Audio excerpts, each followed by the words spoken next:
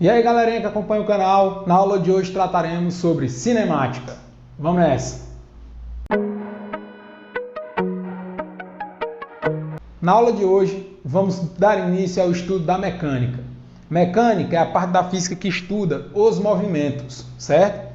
Dentro da mecânica, nós temos essa subdivisão aqui, ó, que é a cinemática e a dinâmica. O que é que diferencia a dinâmica da cinemática? O objeto de estudo dos dois é o movimento. Contudo, a cinemática busca apenas caracterizar. Cinemática apenas caracteriza esse movimento. Quando eu falo caracterizar o movimento, o que a cinemática caracteriza o movimento, eu estou falando em descrever como esse movimento ocorre. Ou seja, garantir que vamos analisar as grandezas que a cinemática envolve, que são aceleração, velocidade, tempo e deslocamento. Então a cinemática caracteriza o movimento através dessas grandezas aqui. O que é que a dinâmica faz? Estuda a causa dos movimentos. Se eu for me preocupar com o que causa o movimento, aí eu tenho que estudar a parte da dinâmica, tá certo? Para entendermos a parte de cinemática, nós precisamos definir alguns conceitos. Os primeiros deles são posição e referencial. O que é a posição de um corpo e o que é o referencial? Posição é o local que esse corpo ocupa no espaço em relação a um dado referencial. Imagine o seguinte, você está na sala de aula, na sua fila, está lá, enfileiradas as carteiras. E nessa sala de aula o quadro está disposto nessa posição. Aí aqui está a cadeira 1, cadeira 2, 3, 4 e assim sucessivamente. Veja que eu inconscientemente já estabeleci um referencial, que é o quadro. Quando você vê uma fila numa sala de aula, se eu chegar aqui e perguntar, ei, qual é o primeiro da fila? Todo mundo vai dizer que é esse aqui. Por quê? Porque nós tomamos numa sala de aula o referencial como sendo o quadro, tá certo? Se eu mudar o referencial, se eu pegar esse quadro agora e colocar ele aqui, ó, quem é o primeiro da fila? É esse, certo? E o que era primeiro antes, para o primeiro referencial, passar a ser o último da fila. Então a posição é o local que o corpo ocupa no espaço. Mas para que eu determine essa locação dele, eu preciso estabelecer um referencial. O que seria esse referencial? Seria um ponto de referência. Referência é só isso, um ponto de referência. Um ponto fixo que eu vou tomar para a análise do meu fenômeno, tá certo? Então, eu escolho esse referencial para analisar o fenômeno. Na física, geralmente, na grande maioria das vezes, o nosso referencial é o solo, é o chão, paradinho lá. Quando não é esse o referencial, a questão tem que ser clara com relação a isso. Você tem que estabelecer qual é o referencial que será adotado, certinho? Com base nessa questão do referencial, da posição que o corpo ocupa no espaço, nós podemos definir o que é o movimento. Tá? O que é o movimento? É quando um objeto muda de posição em relação ao seu referencial. Se o objeto se aproxima ou se afasta desse referencial, aí nós temos o que chamamos de movimento. Caso isso não ocorra, o objeto está em repouso. Veja, vou tomar como exemplo esses dois pincéis. Se eu começar a movê-los, esses dois pincéis em relação ao meu corpo estão em movimento? Sim. Por quê? Se afastam, se aproximam do meu corpo. Em relação a vocês, eles estão em movimento? Sim, porque se afastam e se aproximam. Mas se eu perguntar, o pincel preto em relação ao pincel azul está em movimento? Não. Por que não está em movimento? Porque o pincel preto nem se aproxima, nem se afasta do pincel azul. Tá certo? Então o movimento é isso. É a mudança de posição de um corpo, mas em relação a um referencial. Tá certo?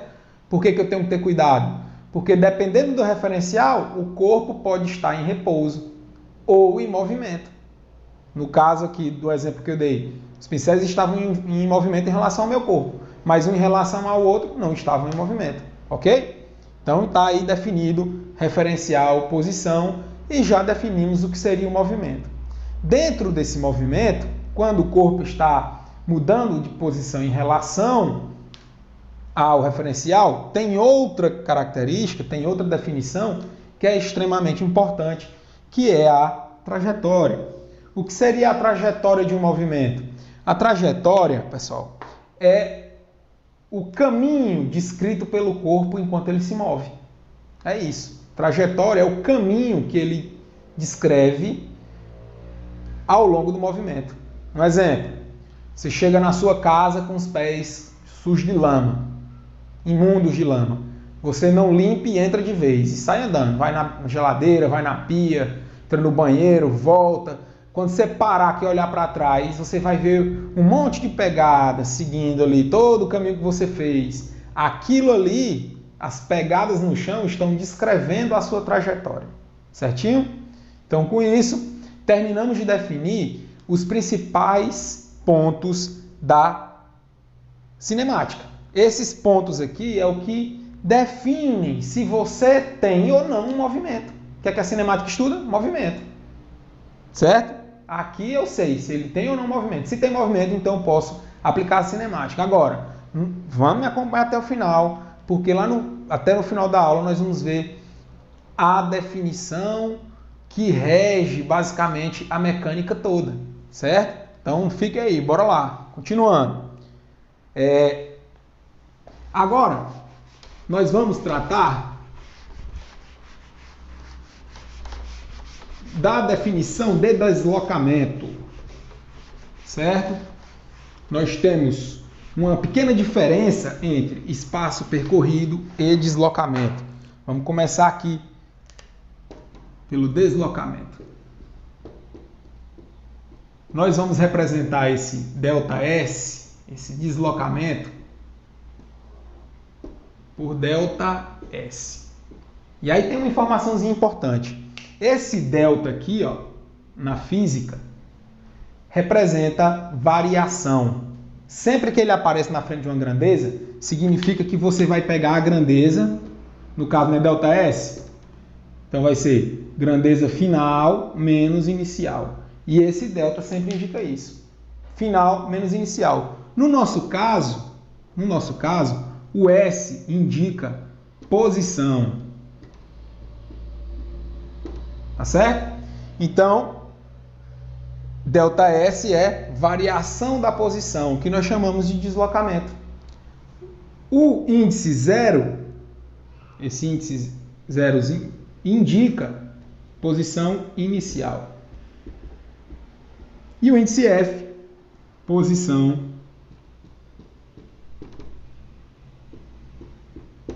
final. Então, se eu quero calcular o deslocamento de um corpo, eu preciso do quê? Da posição final e da posição inicial. Só isso. Certo? Subtrair posição final da posição inicial, obtive o deslocamento. E é interessante que notemos que deslocamento é diferente de espaço total percorrido. Por que isso? Vem aqui comigo. Imagine que você tem que ir do ponto A até o ponto B, certo? Tem uma esferazinha que vai desse ponto A até o ponto B. Então, de onde ela inicia o seu deslocamento, onde ela começa a se mover, nós chamamos de posição inicial. Vou dizer que o A aqui, ó, é a posição inicial. E que essa posição aqui é o zero da minha trajetória. Tá certo? Vou estabelecer uma trajetória aqui, ó, até o ponto B, passando aqui um pouquinho do ponto B. Vou colocar aqui 0, aqui 2 metros, 4 metros, 6 metros. Então, isso aqui são as posições da minha trajetória. Vamos imaginar que durante esse deslocamento, a esfera foi até o ponto final ali de 8 metros, até a posição de 8 metros, chegou lá, retornou e parou aqui, ó. Se eu quiser que você calcule o espaço total percorrido, você vai pegar todo o caminho descrito pela esfera. No caso, ela andou de 0 até 8, ela andou 8 metros. e depois andou mais 2 metros voltando para o 6. Então, ao todo, ela andou quantos metros? 10 metros. Então, o espaço total percorrido dela, o espaço total, foi 8 até aqui, depois voltou mais 2, 10. Então, espaço total, 10 metros. Se eu for calcular o deslocamento, pessoal, eu não preciso me ater a toda a trajetória, certo?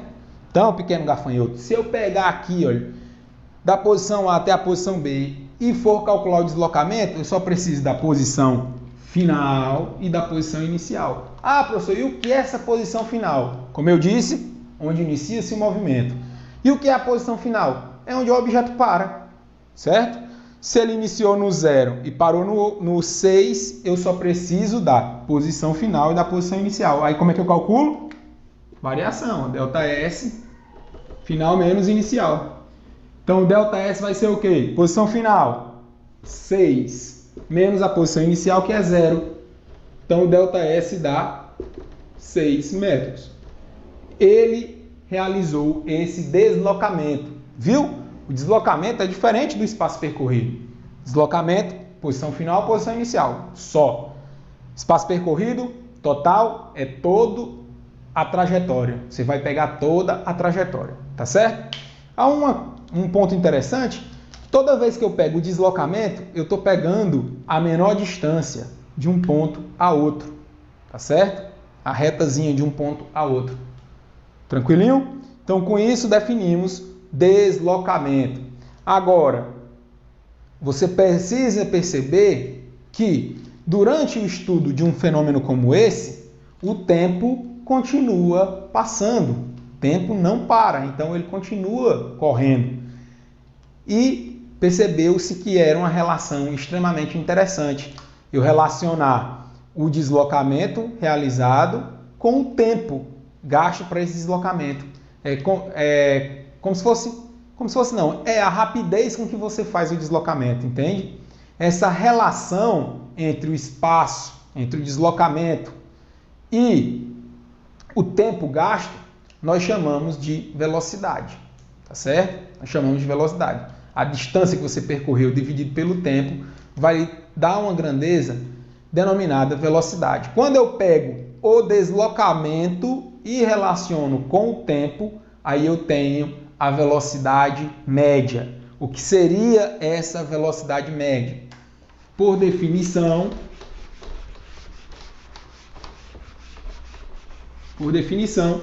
velocidade média é o deslocamento total pelo tempo. Então, velocidade